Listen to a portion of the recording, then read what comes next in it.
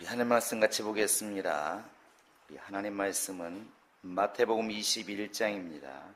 18절부터 22절까지.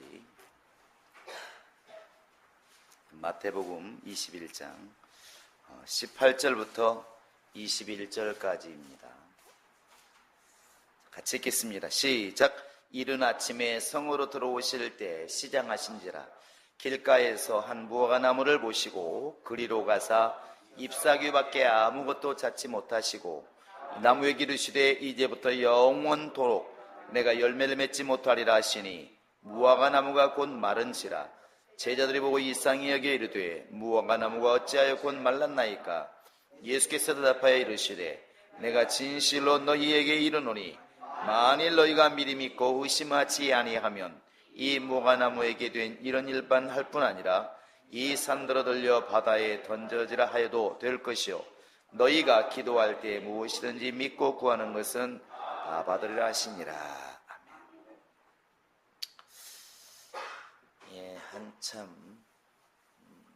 한참 이제 휴가철이라서 많이들 또 우리 교인들 또 시골로 또 많이 간 모양인데 여러분 어찌되었든 기도 많이 해주시기 바랍니다.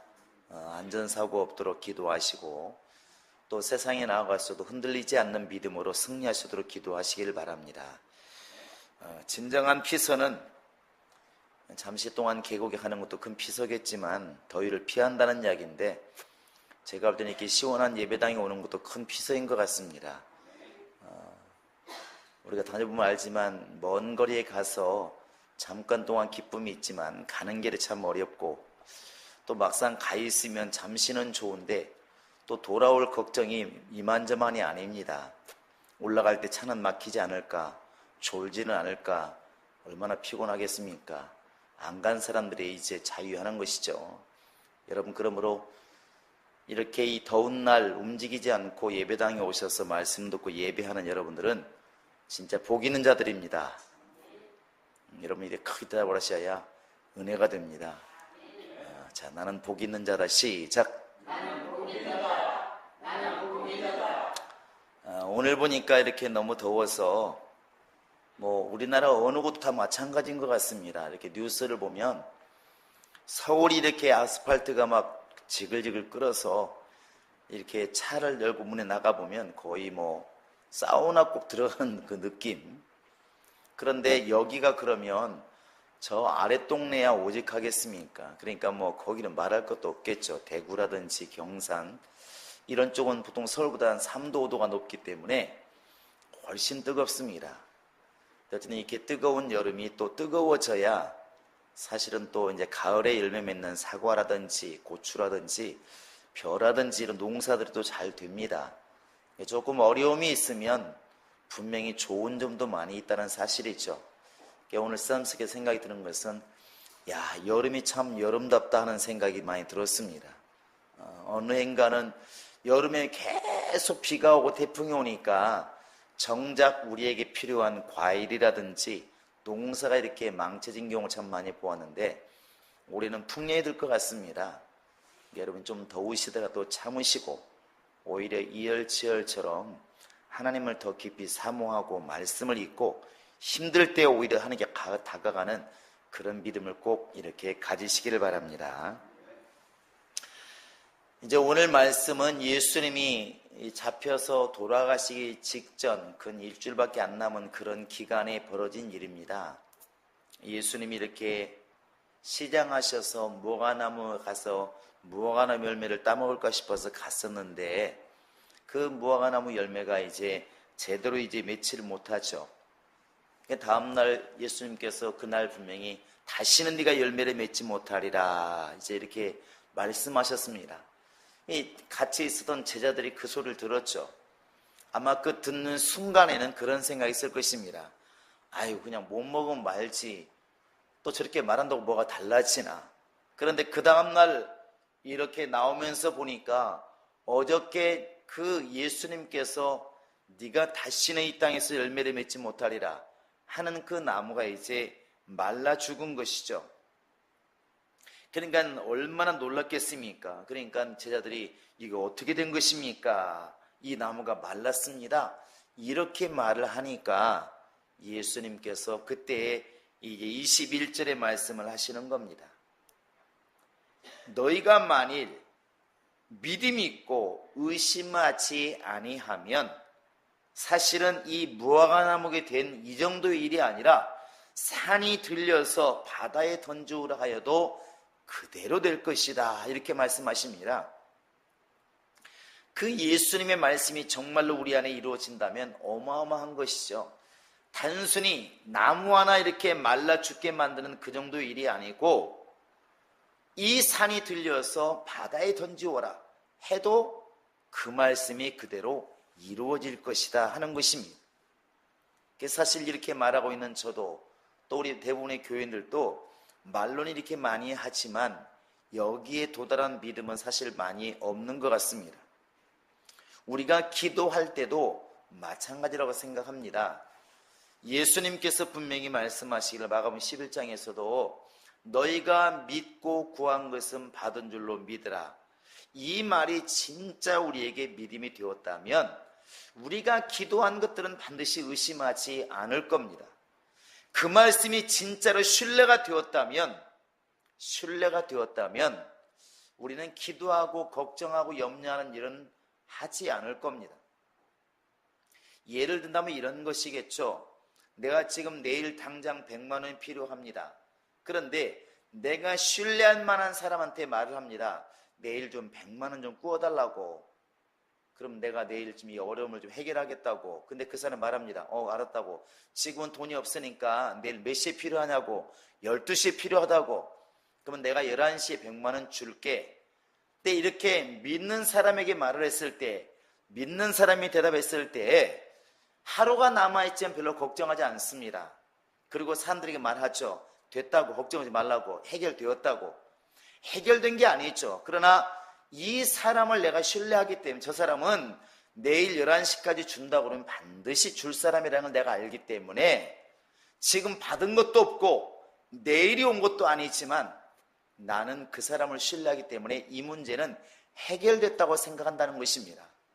오늘부터 내일 11시까지 12시까지는 아무런 걱정하지 않습니다. 혹시 누가 와서 그거 돈 안 됐다면서 어떻게 됐어? 그래도 말합니다. 해결됐다고, 걱정하지 말라고. 해결됐다고, 걱정하지 말라고. 이렇게 말하는 게 뭐냐면 그 사람에 대한 신뢰가 크다는 것입니다. 마찬가지 똑같은 원리지 않습니까? 기도라는 것이 예수님께서 말씀하시기를 내가 기도한 것은, 너희가 믿고 기도한 것은 받은 줄로 믿으라. 그럼 우리가 기도하지 않겠습니까? 하나님, 내일까지 100만 원이 12시까지 필요합니다. 근데 주님께서 네가 기도했으면 받은 줄로 믿으라. 그러면 사실 우리가 사람에게도 돈 꿔달라고 할 때 꾸준다 그러면 아무 걱정 없이 해결됐다고 말하는 것처럼 역시 주님께서 약속하신 것도 그렇게 믿어야 정상이라는 것이죠. 그런데 사람은 실제로 그렇게 안 된다는 겁니다. 우리가 기도합니다. 하나님, 다음 달까지 1,000만 원이 필요합니다. 분명히 기도를 하죠. 그리고 설교를 듣습니다. 기도한 것은 받은 줄로 믿으라. 아멘 했습니다. 그런데 또 나가서 걱정을 합니다. 이거 1,000만 원 어떡하지? 이거 1,000만 원 어떡하지? 우리가 생각에 굉장한 믿음을 갖고 있는 것처럼 우리가 착각을 하는 것이지 사실은 믿음이 없었다는 것이죠. 아멘도 제대로 된 아멘이 아니라 의심 가운데 그냥 습관적으로 아멘을 했다는 겁니다. 사람과의 약속도 신뢰가 되어서 내일 내가 11시까지 내가 100만 원 해줄게, 걱정하지 마라. 그러면 그때도 집에 돌아와서 됐어, 해결됐어, 걱정이 돼, 내일 100만 원 내 해결됐어, 이렇게 말을 하는데 받은 것도 아니지만 주님께서 내일까지 해결하신다고 기도했을 때 받은 줄로 믿으라고 말을 했음에도 불구하고 우리는 역시 또 그 말을 못 믿고 또 걱정하고 염려하기 시작한다는 것입니다. 그러니까 내가 믿을 만한 사람보다도 오히려 주님을 더 믿지 않고 있다는 반증인 것이죠. 그래서 우리 믿음은 스스로가 늘 점검하라는 것입니다. 우리가 수련회 때 읽었던 말씀이기도 한데 고린도후서 13장 5절에 보시면 너희가 믿음 안에 있는가 스스로 확증이라, 이렇게만 확증이라고 하는 것은 확실하게 증거를 받으라는 겁니다. 나도 나에 대해서 속을 수가 있다는 것입니다. 사람들끼리 말하다 보면 그런 말 하잖아요. 나도 내 마음을 몰랐다고, 내가 그렇게 믿음 없는지를 몰랐다고, 이런 말들을 참 많이 합니다. 그게 남의 이야기가 아니라 우리 이야기라는 것이죠. 우리나라 말 이런 게 있잖아요. 내가 하면은 뭐라고요? 로맨스. 영어로 쓰면 좋습니다. 남이 하면 불륜이라고 그랬잖아요. 내가 하는 것은 다 남들이 이해 못하는 게 이해가 안 된다는 것입니다. 내가 이렇게 좀 잘못했다고 그렇게까지 나를 몰아붙이나? 이렇게 말을 해요. 그런데 다른 사람이 조금 잘못하면 막 말을 해요. 그리고 좀 용서 좀 해주고 좀 품어주지. 그럼 뭐라 말합니까? 지가 잘하면 되지, 잘하면 누가 말하겠어, 이렇게 말합니다. 역시 사람은 그러니까 내 잘못은 다 이해해 주기를 바라고, 남의 잘못은 네가 잘못했기 때문에 내가 말을 한다고 말한다는 것이죠. 나에 대해서 누가 말하는 것을 견디지를 못합니다. 무슨 말하고 싶냐면, 사람이라는 것은 자기가 지금 굉장히 이기적임에도 불구하고 이기적이라는 사실을 모른다는 것이죠. 속는다는 것입니다. 누군가가 뒤에서 내 말하면 되게 서운하고, 내가 다른 사람 얘기를 하면 되게 재밌다는 것입니다. 이게 사람의 약점이에요. 근데 이 말을 누가 또 지적하면 또 성질을 납니다. 자기는 잘하나, 이렇게 되는 것이죠. 사람이 내가 온전한 것처럼 보여도 온전하지 않습니다. 그것이 사람과의 관계에서도 문제가 오지만 신앙 안에서도 마찬가지라는 것입니다. 늘 설교할 때 성경 구절을 많이 한다고 믿음이 좋으냐? 아닐 수 있다. 예배를 열심히 드린다고 믿음이 좋으냐? 그럴 수도 있지만 아닐 수도 있다. 이런 말들을 우리는 굉장히 심각하게 받아들여야 됩니다. 하나님의 이름을 많이 부른다고 신앙이 좋을까요? 아닐 수 있다는 것이죠. 여러분, 매일 듣는 말씀이지만 잘 생각해 보시기 바랍니다. 자, 누가복음 15장에 가보시면 탕자의 비유가 있습니다. 두 아들이 있습니다. 한 아이는 가만히 생각하니까 여기에 있으면 형이 있으니까 자기 자리가 없습니다. 그러니까 애당초에 이 집도 이 땅도 형에게 넘어갈 것 같으니까 차라리 내 몫을 지금 챙겨서 지금부터 나 살궁리 하는 게 낫겠다 싶어서, 아버지, 내 몫을 미리 주시면 내가 사업해가지고 차라리 일찌감치 내가 자리를 잡겠습니다, 이렇게 말하고 아버지 곁을 떠나죠. 이 아버지는 그러지 않기를 원하지만 저놈이 저렇게까지 말하니까 그냥 들어줍니다. 물론 경험이 없으니까 망했습니다. 쫄딱 망해가지고 완전히 빈틈이라도 해서 거지 행세로 집에 돌아옵니다. 많은 사람이 이야기했죠. 탕자라고. 탕자. 분명히 부모 마음을 아프게 하고 부모를 떠났다 돌아온 게 맞습니다. 그런데 그때 우리가 늘 얘기하는 것, 그러면 늘 아버지 곁을 지켰던 큰아들, 자기 입으로도 말합니다. 아버지요, 나는 아버지 곁을 한 번도 떠난 적이 없고 오직 아버지만을 위해서 일해 왔는데 나를 위해서는 염소 새끼 한 마리 잡은 적이 없더니, 저렇게 아버지 마음을 아프게 하고 집을 지멋대로 떠난 사람을 위해서는, 동생을 위해서는 이렇게 소를 잡고 반지를 끼우고, 이게 말이 됩니까? 이렇게 말을 하죠. 이때 그 큰아들의 마음이, 잘 생각해 보시면 자기가 지금 아버지 앞에 효도했다는 것입니까? 불효하다는 것입니까? 말하고 있지 않지만 자기 내면에 뭐가 있냐면 저놈보다는 내가 100배 낫다는 것이죠. 지금 동생보다는 내가 100배 낫다고 생각을 하는 것입니다. 그런데 여러분이 객관적으로 보실 때 작은 아들과 큰 아들과 지금 누가 잘못하는 것 같습니까? 누가 잘못한 것 같아요? 말을 안 하면 중간은 갑니다. 참 서운합니다. 작은 놈은 작은 놈대로 지 멋대로 한 것이 부모 마음을 아프게 해서 잘못한 게 맞습니다. 그러나 큰아들도 잘했다고 말하기가 어렵다는 것이죠. 근데 큰아들의 마음을 내가 여러분에게 지금 말씀드리는 것은 그게 바로 내가 될 수가 있다는 것입니다. 그게 크게 보면 이스라엘 사람들과 이방인의 비유에서 똑같은 거예요. 그 사람들이 이렇게 말하잖아요. 우리는 저 아브라함 때부터 하나님을 떠난 적이 없고 하나님만을 섬기고 정말 하나님을 위해서 일해왔습니다. 복을 받으면 누가 받아야 된다고? 내가 받아야 되고, 구원받는다면 누가 구원받아야 된다고? 우리 민족이 구원을 받아야 되고 이스라엘은 지금 그렇게 생각하고 있습니다. 그런데 하나님 말씀하시는 겁니다. 내가 지금 예수를 보내어서 아무것도 예수 오실 길을 위해서 일하지 않은 이방인이라 할지라도 내가 그들을 구원한다 한들, 내가 그들을 불쌍히 여기서 오늘 구원시킨다 한들 내가 너한테 죄를 진 게 뭐 있느냐 이 말이죠. 근데 이스라엘 사람이 생각할 때 저렇게 허랑방탕하다가 하나님 위해서 아무것도 안 하다가 예수 믿으면 당장 구원받는다고? 그런 법이 어디 있어? 그들은 그렇게 이해할 수 있다는 것입니다. 그러나 그게 하나님 법인 걸 어떻게 하겠습니까? 근데 이스라엘 사람들은 자기들이 최고라는 우월감을 가지고 있다는 것이죠. 여러분이 지금 늦게 믿은 자로서 먼저 든 자가 되었는데, 이방인들이 그런 거잖아요. 늦게 믿었지만 지금 유대인보다 앞선 믿음을 가지고 있는데, 여러분이 보실 때, 우리가 볼 때에도 지금 이스라엘 백성들이 과연 하나님 앞에서 잘하고 있느냐는 것입니다. 그들이 생각하는 것처럼 믿음이 좋다고 생각하십니까? 예수 안에서는 아니라는 것입니다. 그래서 예수님이 포도나무 비유를 말씀하셨잖아요. 포도원 비유를. 아침에 나가보니까 일자리가 없어서 어려워하는 사람이 있습니다. 그러니까 주인이 말하잖아요. 야, 오늘은 내 포도밭에 와서 일을 해라. 그 데려가서 일을 시킵니다. 내가 죽도록 일을 하면 내가 오늘 품삯을 줄게. 근데 품삯이 이제 하루 품삯 우리나라 돈으로 10만 원 주기로 했습니다.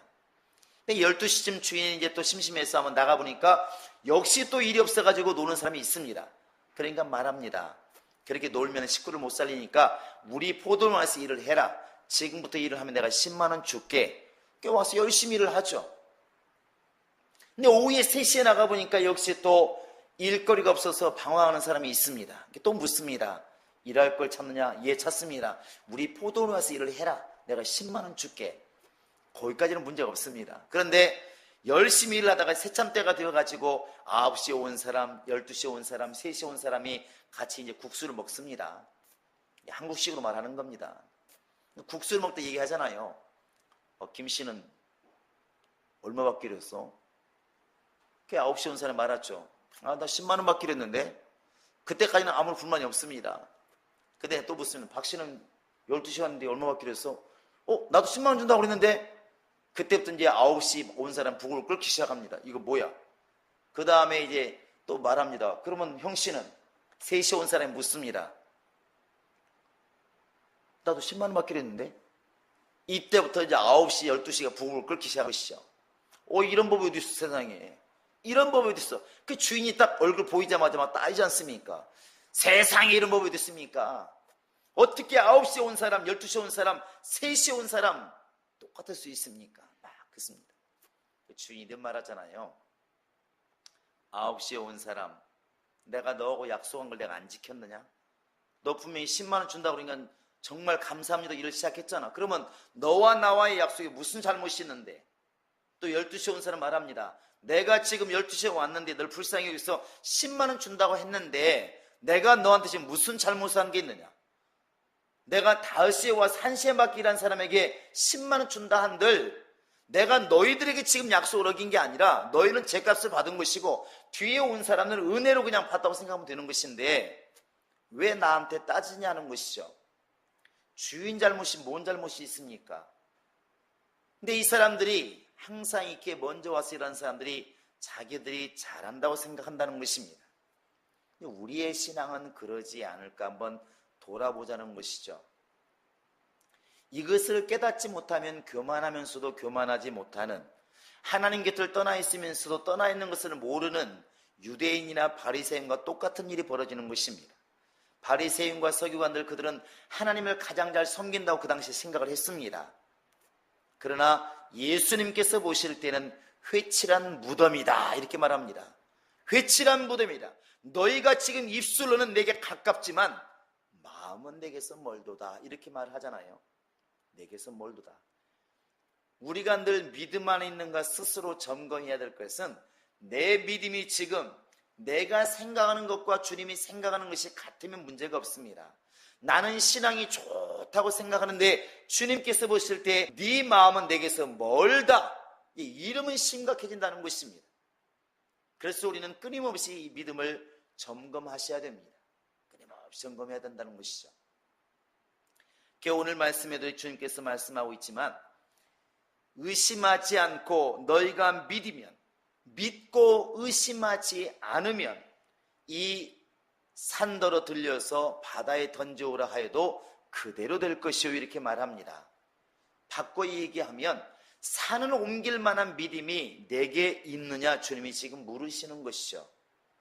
우리는 지금 예수 믿으면 다 똑같이 예수 믿는 사람 이렇게 말하지만 성경에는 어쩔 수 없이 큰 믿음과 작은 믿음이 분명히 존재한다는 것입니다. 여러분 한번 성경 보시겠습니까? 자, 우리 마태복음 15장을 보시기 바랍니다. 바로 우리 앞에 있습니다. 자, 마태복음 15장. 자, 우리 한번 28절 한번 보시겠습니다. 여자에게, 수로보니게 여자에게 예수님이 칭찬하면서 하는 말입니다. 28절 시작. 이에 예수께서 대답하여 이르시되 여자여 내 믿음이 크도다. 내 소원대로 하시니 그때로부터 그의 딸이 나으니라. 자, 예수님이 어떻게 말씀하셨어요? 믿음이 어떻다고? 믿음이 크도다. 이렇게 말씀하면 큰 믿음이 있습니다. 그 다음에 우리 한번 고린도전서 8장을 가보시기 바랍니다. 예수 믿는 사람들이 조심해야 될 것은 주님 앞에서만 지금 조심할 게 아니라는 것이죠. 믿음이 약한 사람들도 마찬가지입니다. 우리 고린도전서 8장. 자, 우리 9절 10절 한번 읽어보시겠습니다. 시작. 그런즉 너희의 자유가 믿음이 약한 자들에게 걸려 넘어지게 하는 것이 되지 않도록 조심해라. 지식 있는 네가 우상의 집에 앉아 먹는 것을 누구든지 보면 그 믿음이 약한 자들의 양심이 담력을 얻어 우상의 재물을 먹게 되지 않겠느냐. 여기에 보시면 9절에도 믿음이 뭐한 자들? 약한 자들. 10절에도 뭐라고요? 그 믿음이 약한 자들. 그러니까 먼저 믿은 사람들, 믿음이 좋다는 사람들이 생각 없이 함부로 행동하면, 함부로 말하면 누가 시험 드냐면 믿음이 약한 사람이 시험 든다는 것입니다. 그래서 너희의 믿음의 자유가 혹시라도 믿음 없는 사람들에게 시험거리가 되지 않는데 조심해라. 그냥 어른들은 쉽게 넘어갈 수 있는 문턱도 아이들에게는 걸려 넘어진다는 것이죠. 어른들 볼 때는 마당에 그냥 이렇게 곡괭이 하나 넘어지는 것이 그냥 아무 문제가 안 되지만 오늘 지금 아장아장 걸어가는 그 아이에게는 그것도 걸림돌이 돼서 넘어지는 것처럼 신앙이 그렇다는 것입니다. 그래서 교회 안에서 성도들끼리 대화도 믿음이 좋은 5명이 모여가지고 별말을 다 해도 시험 들지 않습니다. 그냥 그 정도 다 넘어가니까. 그런데 오늘 처음 나온 사람이 앉아있을 때는 언어라든지 행동이 조심할 수밖에 없다는 거죠. 우리는 아무렇지도 않은 문제가 그 사람에게는 크게 다가올 수 있다는 것입니다.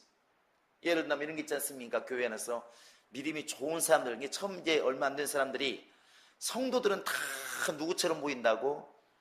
예수님처럼 보입니다. 우리도 그랬으니까 야, 구역장만 되면은 뭐 마귀가 감히 눈도 못 쳐다보는 무서운 존재인 줄 알았습니다. 지구장, 교구장 정도 되면 뭐 아예 이거 뭐 원수들은 잽도 안 되는 그런 존재인 줄 알았습니다. 성경에 능통하고 기도에 능통하고 능력이 그런 사람들로 알았습니다. 아마 지금도 교회 얼마 안 나온 사람들은 그럴 것입니다. 그런데 만약에 교회들 이렇게 얘기 들어보니까 말 않지만 보니까 교회는 똑같이 욕심부리고 시기하고 질투하고 보니까 막 말싸움하고 이런 거 보면 우리끼리는 그냥 회개하고 말잖아요. 오늘도 내가 좀 심했구나 하고 말지만 그 처음 나온 사람이 이런 생각하지 않겠습니까? 뭐 동창회 가서 들은 말이나 여기서 들은 말이나 똑같네. 그게 이제 상처가 될 수 있다는 것이죠. 아니 세상 사람들의 모임과 교인들의 모임과 뭐가 다른가? 그래서 어느 순간 내가 교회 나가도 별 필요가 없나 보다. 이게 이제 넘어지게 만든 것이죠. 누가 그렇게 만들었느냐? 믿음이 좋다는 사람들이 좀 염려하지 않고 걱정하지 않고 함부로 하는 것 때문에 그들의 신앙이 이제 어려움을 겪게 된다는 것입니다. 믿음이 분명히 약한 자가 있고 믿음이 큰 자들이 있다는 것이죠. 우리끼리도 마찬가지입니다. 눈에 안 보이지만 주님께서 보실 때 큰 믿음이 있고 분명히 연약한 믿음이 있다는 것이죠. 그래서 예수님께서 무리를 걸어오실 때도 또 베드로가 무리를 걸을 때도 똑같지 않습니까? 우리 보시겠습니다. 자, 마태복음 8장을 보시기 바랍니다. 자, 마태복음 8장. 자, 우리 한번 26절 보시겠습니다.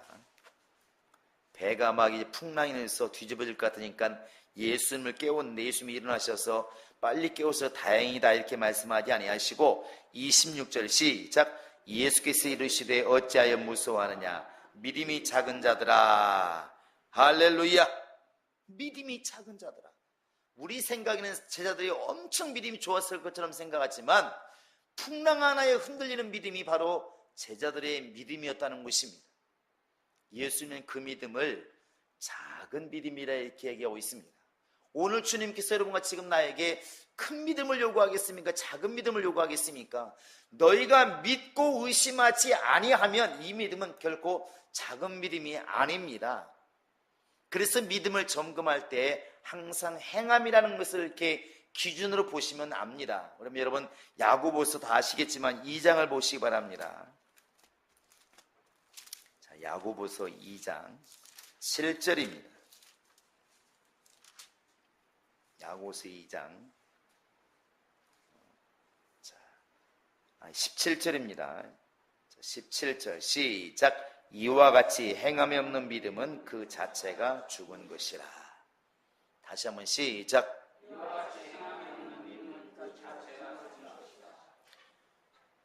행함이 없는 믿음은 그 자체가 죽은 것이다. 이거 보면 죽은 믿음이 있다는 것이잖아요. 겨자씨만한 믿음은 적어도 살아있는 믿음이고 지금 야고보가 말하는 믿음은 죽은 믿음입니다. 이 죽은 나무에서 무슨 싹이 나겠습니까? 우리 김순아가 말씀하시는 것은 싹이 났다는 얘기는 죽은 것처럼 보이는 것이지 죽은 나무는 아니겠죠. 완전히 죽은 나무는 싹이 나지 않습니다. 야고보가 볼 때 행함이 없는 믿음은 죽은 믿음이라는 것이죠. 아무리 우리가 입으로 막 얘기하고 글로 좋은 글을 써도 행함이 없는 믿음은 이미 죽은 믿음이라는 것입니다. 죽은 믿음이 분명히 있습니다. 살아있는 믿음이 있고 작은 믿음이 있고 큰 믿음이 있다는 것이죠. 근데 우리는 이것을 갖다가 판단할 만한 능력이 사실은 없습니다. 누가 판단하시느냐? 마음의 속까지, 마음의 중심까지 보시는 주님만이 이것을 판단할 수가 있다는 것입니다. 야고보서 5장 15절 보시면 그런 말이 나와 있습니다. 믿음의 기도는 병든 자를 일으키리니 이렇게 나와 있어요. 그러니까 믿음의 기도는 분명히 병자가 낫는 게 맞습니다. 그런데 그 뒤에 보시면 혹시 죄를 범하였을지라도 사하심을 얻으리라 그랬습니다. 그러니까 죄사함 받는 그 믿음이 그게 바로 살아있는 믿음이라는 것이죠. 하나님이 원하시는 믿음은 이와 같이 하나님의 죄를 사할 만큼 하나님이 그 영혼을 기억할 만큼 되는 그 살아있는 믿음을 주님께서 원하시는 겁니다. 교회 안에서 우리 성도들을 보아도 배울 때나 말할 때는 이렇게 말합니다. 육신의 죄보다 더 무서운 게 무슨 죄냐? 영혼의 죄다 이렇게 말하잖아요. 하나님을 떠나는 것이 가장 무서운 죄라고 말을 합니다. 근데 정작 우리끼리는 사람과 사람끼리는 하나님을 떠나는 불신앙의 죄보다도 사람들을 갖다가 힘들게 하고 아프게 하는 죄가 훨씬 더 우리 마음에는 크게 다가옵니다. 그래서 기독교인들도 누군가가 누구를 뭐 해쳤네, 다치게 했네, 도둑질했네 그러면 굉장히 막 씩씩거리고 거품 물잖아요. 근데 누군가가 예수를 믿다가 좀 시험 들었네, 안 믿네 그러면 그냥 아이고 마음이 좀 아프네 하고 말지 않습니까? 우리의 판단 기준도 세상 사람과 별로 다르진 않다는 것입니다. 그러다 보니까 믿음으로 하지 않은 것 자체가 죄라고 하는 생각이 별로 없습니다. 기도를 해도 마찬가지고 예배도 마찬가지고 믿음으로 예배하지 않으면 그 예배가 상달이 안 되는 게 문제가 아니라 그 자체가 지금 죄라는 것입니다. 그런데 우리는 그렇게 생각하지 않고 있다는 것이죠. 이게 주님의 생각과 우리 생각이 많이 다른 부분인 것 같습니다. 여러분 성경 한번 다시 한번 보시겠습니다. 자, 우리 한번 로마서 14장입니다. 자, 사도행전 뒤에 있습니다. 로마서 14장. 우리 22절, 23절 볼까요? 자, 시작. 내게 있는 믿음을 하나님 앞에서 스스로 가지고 있으라. 자기의 옳다는 바로 자기를 정죄하지 아니하는 자는 복이 있도다. 의심하고 먹는 자는 정죄되었나니 이는 믿음을 따라 하지 아니하기 때문이라.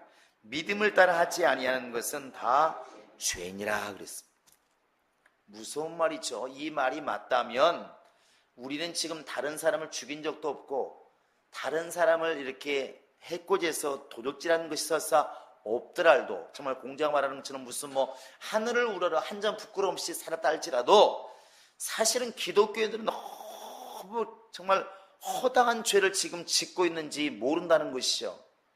우리가 지금 이렇게 하나님께 헌금을 하고 예배하는 행위들은 굉장히 믿음을 하고 설사 하고 있다고 인정할지라도 그 외에 수많은 일들, 사람을 대하는 것이나 직분을 감당하는 것이나 봉사하는 것이나 이 수많은 일들 가운데 주님께서 물었을 때 그 일을 했느냐 안 했느냐 이렇게 묻지 아니하시고 믿음으로 했느냐 믿음 없이 했느냐 이렇게 물었을 때 이 말을 대입시켜 보면 우리에게 허당한 죄가 있을 수밖에 없다고 고백할 수밖에 없다는 것이죠. 그래서 믿음으로 하지 않은 것은 죄라고 하는 인식이 여러분과 지금 나에게는 필요하다는 것입니다. 그런데 늘 비유로 말씀을 드리지만 가인과 아벨이 있을 때 사람들은 그 사실을 알고 있으면서도 오늘날 예배만 단순히 딱 잘라서 보더라도 예배했냐 안 했냐를 묻습니다. 어떤 사람이 오늘 예배 드렸어 안 드렸어? 예배 드렸어. 아 그러면 됐다고 생각하는 거예요. 근데 하나님은 가인과 아벨이 제사를 드렸냐 안 드렸냐씩 묻고 있는 게 아닙니다. 제사를 드렸습니다. 가인도 드렸냐 안 드렸냐 묻는 게 아니고 믿음으로 했느냐 안 했느냐 그걸 본다는 것이죠. 그래서 성경이 말하고 있는 것은 아벨은 가인보다 믿음으로 더 나은 제사를 드렸으니 이렇게 되어 있습니다. 믿음으로 드렸기 때문에 그 예배를 받으신 것이고 가인의 예배는 받지 않았다는 것이죠. 여러분 심각하지 않나요? 이게 주님의 눈과 우리 인간의 눈이 다른 겁니다. 사람들은 이렇게 말합니다. 헌신 예배를 드리는 때 누가 얼마 드렸냐? 헌신 동참했어 안 했어? 했대. 아 그러면 됐구나. 주님 묻습니다. 헌신했느냐 지금 묻는 게 아니고 믿음으로 했느냐고 지금 묻고 있다는 것입니다. 사람의 눈과 다르지 않습니까? 사람 말합니다. 누가 기도했어 안 했어? 기도했대. 됐네. 이렇게 말하면 주님 묻지 않습니까? 나는 지금 기도했느냐를 묻는 게 아니라 믿음으로 지금 기도를 했느냐고 지금 묻고 있다는 것입니다. 믿음으로. 이건 전혀 다른 각도입니다. 전혀 다른 각도예요. 많은 사람들이 학생들을 볼 때도 오늘 학교 갔어 안 갔어? 학원 갔어 안 갔어? 엄마들이 묻잖아요. 아이들한테도 전화로 많이 확인하더만 멀리 가면은 너 오늘 지금 학원 갔다 왔어 안 갔다 왔어? 이렇게 묻지 않습니까? 그런데 학원 갔다 공부를 잘 하나요? 아니라는 것이죠. 학원에 간 것과 공부를 열심히 한 거는 지금 별개 문제입니다. 그러니까 부모는 출석 체크만 계속하고 있는 것과 같다는 것이죠. 본질의 문제를 이야기하는 것입니다. 주님이 원하시는 것은 너희가 믿고 의심하지 아니하면 이 전제 조건의 믿음을 지금 우리 찾고 있는 것입니다. 이 밤에 지금 여러분 나의 기도도 마찬가지라고 생각합니다. 우리 인간은 어쩔 수 없이 보이는 걸 이야기하죠. 그러니까 어떤 사람이 주일날 예배 드렸다. 아 잘했네. 그것으로 끝입니다. 본인도 자기에서 그렇게 생각하죠. 나는 1년 동안 주일을 한 번도 범한 적이 없다고 이렇게 말하지만 정말 주님도 그렇게 말씀하실까? 1년 55주 중에서 과연 한 주도 믿음 없이 드려진 예배가 없다고 말할 수가 있을까? 주님 물어보면 그건 같을 수도 있고 안 같을 수도 있습니다. 내가 하나님의 의도를 아는 사람이라면, 하나님의 입장을 이해하는 사람이라면, 믿음이라는 것을 한 번쯤 고민하는 사람이라면 내 스스로에는 그렇게 질문해야 맞다는 것입니다. 네가 오늘 교회 가서 예배를 드리고 왔으니까 안심하는 그런 믿음이 아니라 오늘 지금 이 주일 예배를 나는 정말 믿음으로 드렸는가? 내가 믿음으로 헌금하고 믿음으로 찬양하고 믿음으로 기도하고 믿음으로 주 앞에 예배 드렸는가? 그렇지 않다면 내 예배는 혹시라도 오늘은 상달되지 않았을지도 모른다고 우리는 염려해야 된다는 사실입니다. 믿음으로 하지 않은 것은 죄라는 사실입니다. 우리 주님이 말씀하시는 믿음은 산을 갖다 옮길 수도 있는 믿음의 역사가 그렇게 크다는 것이죠. 오늘 너희가 믿고 의심하지 아니하면 여러분이 주의 음성을 크게 들으시기 바랍니다. 그리고 지금부터는 기도하시면서 눈을 그렇게 한번 바꿔보시기 바랍니다. 세상 사람들, 교회 안에 있는 많은 숱한 그 교인들이, 예수 믿는 전세의 교인들이 예배했다는 것으로, 헌금했다는 것으로, 기도했다는 것으로, 찬송했다는 것으로 그들은 신앙인의 본분을 다한다고 생각할지 모르겠지만, 오늘 이 시간부터 우리들은 무엇을 했느냐 말하지 마시고 믿음으로 했느냐, 믿음으로 하지 않은 것은 내가 열심히 한 것이지 하나님이 받으신 것이 아니라고 믿으시길 바랍니다. 그리고 믿음으로 하지 않은 것은 바로 죄라고 우리 스스로에게 계속 다짐하라는 것입니다. 내가 찬양할지라도 믿음의 찬양이 아니면 이미 그게 바로 죄를 짓는 것이고, 내가 예배했을지라도 믿음의 예배가 아니라면 내가 이미 죄를 짓고 있는 것이고, 내가 지금 이렇게 하나님 앞에 봉사와 헌금을 드릴지라도 믿음으로 드리지 않은 것이라면 나에게는 죄가 되는 것이고 하나님께는 상달된 것이 없는, 가인처럼 하나님께서 전혀 상관이 없는 그런 지금 봉사와 헌금이 될 수도 있다는 사실입니다. 여러분, 이 밤에 기도할 때는 여기에 비추어서 내 믿음이 따라가지 못하는 부분들을 우리는 기도하셔야 됩니다.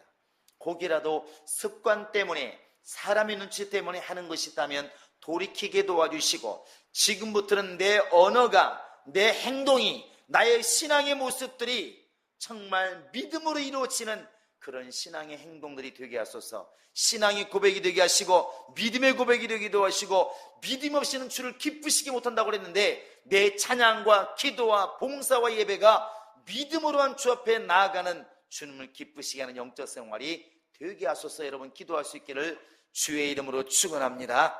할렐루야. 자, 믿음만이 주를 기쁘시게 한다. 시작. 믿음만이 주를 기쁘시게 한다.